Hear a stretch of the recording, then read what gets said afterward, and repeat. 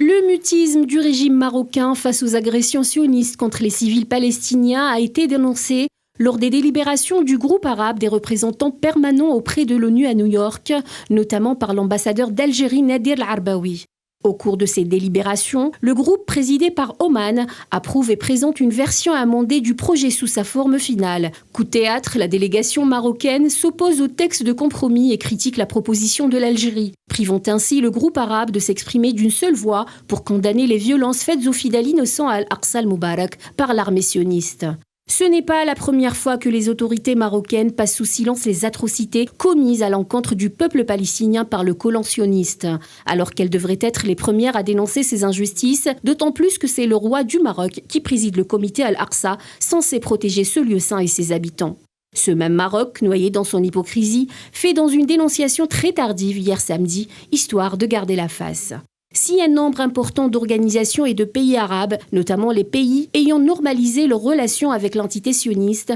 ont exprimé leurs inquiétudes quant à la situation à Al-Aqsa, condamnant fermement les atroces violences infligées aux civils palestiniens, le reste du monde, à l'instar des États-Unis et de l'Occident, semble rester de marbre face aux injustices dont sont victimes les civils faisant dans le deux poids deux mesures.